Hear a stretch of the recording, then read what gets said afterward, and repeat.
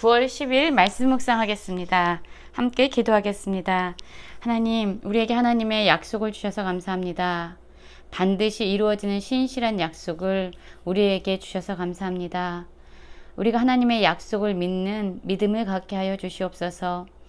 그 믿음으로 말미암아 하나님의 약속이 우리의 삶에 어떻게 신실하게 이루어지는지를 묵도할 수 있도록 주여 우리를 붙잡아 주시옵소서. 예수님 이름으로 기도했습니다. 아멘. 오늘의 말씀은 갈라디아서 4장 21절부터 31절까지의 말씀입니다. 말씀을 함께 살펴보시기 전에 개인적으로 말씀을 꼭 읽으시고 묵상하는 시간 가지시기 바랍니다. 4장 21절입니다. 내게 말하라. 율법 아래에 있고자 하는 자들아, 율법을 듣지 못하였느냐? 라는 말씀으로 시작하고 있습니다.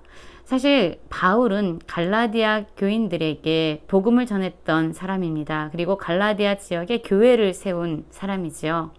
그런데 이렇게 믿음으로 잘 성장하고 있었던 성도들이 거짓 교사들의 그런 꾀임에 빠져서 다시금 인간의 힘을 의지하는, 인간의 자기 의로움을 의지하고자 하는 율법 아래 스스로를 가두고자 할 때에 그 안타까움은 말할 수 없었습니다.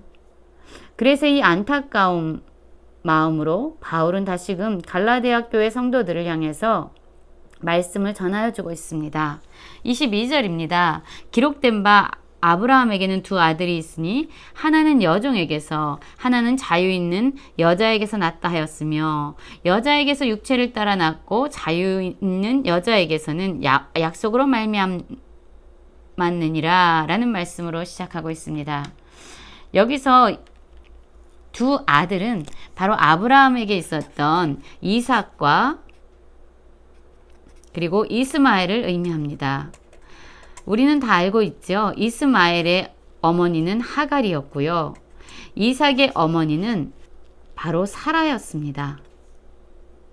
이 하갈은 원래 사라의 여종이었죠.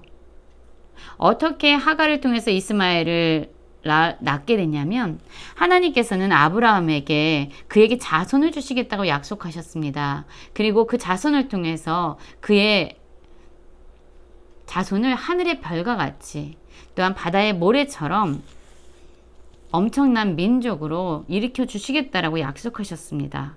그런데 아브라함이 나이가 들면 들수록 하나님께서 약속하신 그 자손이 오지 않는 겁니다. 하나님께서 분명히 자신의 삶에 자손을 허락하시고 그를 한 민족의 아버지가 되게 하시겠다라고 말씀하셨는데 그 일이 성취되지 않은 것처럼 생각되어진 거예요. 아브라함의 나이가 점점 많이 들었죠. 그의 아내 사라가 가만히 있어 보니까 자신은 자녀를 낳을 수 없을 것이라는 생각을 한 겁니다. 그래서 사라는 아브라함에게 권면을 하죠. 나에게 종 하갈이 있는데 하갈과 동침해서 아들을 얻어라, 자녀를 얻어라 라고 이야기합니다. 그래서 이 아브라함은 사라의 조언을 듣고 하갈과 동침을 합니다. 그래서 얻은 아들이 바로 이스마엘입니다. 이 이스마엘을 얻은 나이가 아브라함의 86세에 얻었다라고 이야기합니다. 그리고 점점 나이가 들어가게 되죠. 그리고 아브라함의 나이가 99세가 되었을 때 하나님께서 그를 찾아오셔서 나는 전능한 하나님이다. 너는 내 앞에서 완전하라 라고 말씀하십니다. 그리고 하나님은 다시금 그가 아브라함에게 주셨던 약속을 다시 상기시키죠. 내가 사라를 통해서 너의 아내 사라를 통해서 자녀를 줄 것이다 라고 말씀해 주십니다. 그런데 그 당시 사라는요 경수가 다 끊어진 상황입니다. 더 이상 아기를 잉태할 수 있는 능력이 없었어요. 인간의 힘으로는 인간의 능력으로는 불가능한 일을 하나님께서 약속으로 주신 것입니다.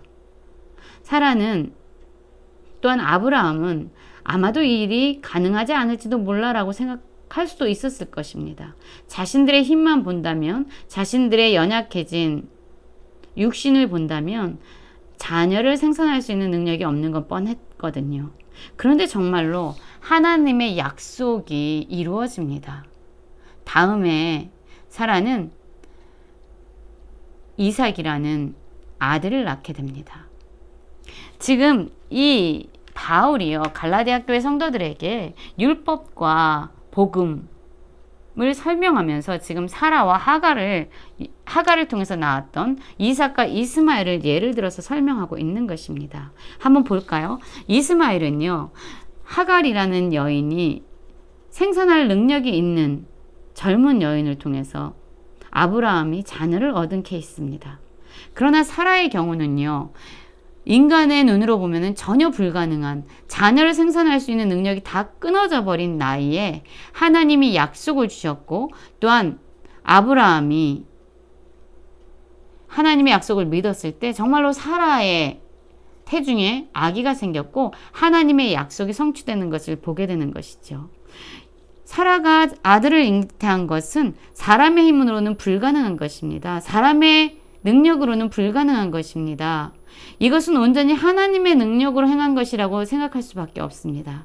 하나님이 아브라함에게 지속적으로 약속을 하셨고, 또한 그 약속을 하나님이 성취하신 것입니다. 지금 바울은요, 갈라디아 교회 성도들에게 이렇게 말하고 있는 거예요. 하나님의 약속, 하나님의 말씀, 예수 그리스도를 통해서 하나님께서 주신 그 복음을 믿으면 하나님이 우리에게 허락해 주시겠다고 언약하신 그 구원이 온전히 성취되는 것을 우리의 삶에서 경험하게 되고 누리게 될 것이다. 이것이 바로 하나님의 은혜다 라고 말하고 있는 것입니다. 그러나 이스마엘, 하갈을 통해서 낳은 이스마엘을 통해서 지금 무엇을 나타내고자 했냐면, 그러나 인간의 힘, 인간의 능력, 인간의 자기 의로움을 의지해서 하나님의 구원을 이루려고 하는 것은 헛된 것이다. 그것은 의미가 없는 일이다 라는 것을 다시 한번 강조함으로 말미암아 갈라디아 교회 성도들이 더 이상 율법을 의지하지 아니하고 인간의 힘과 자기 의를 의존하지 아니하고 다시금 하나님의 은혜에, 하나님의 약속에 붙들리는 믿음의 사람이 되도록 그들을 지금 도전하고 있는 것입니다. 그렇습니다. 아브라함에게는 2명의 아들이 있었습니다. 여종에게, 이 하갈에게는요, 육체를 따라 낳았다라고 얘기하는데, 육체를 따라 낳았다라는 의미는 바로 인간의 힘, 인간의 능력, 그것을 의지해서 낳았다라는 거예요. 그러나 그래서 정말로 낳았죠. 하갈을 통해서 이스마엘을 낳습니다. 그러나 자유 있는 여자에게는 약속으로 말미암느니라 라고 말하고 있어요. 자유 있는 여자는 누구입니까? 사라지요. 사라에게는 능력이 없었습니다.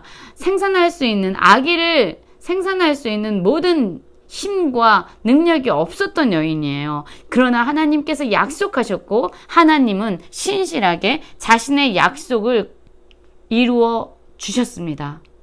그래서 정말로 인간의 관점에서 볼 땐 전혀 불가능한 일이 하나님은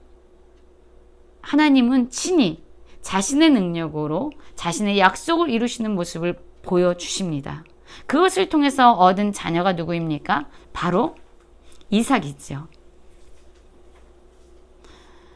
그렇습니다.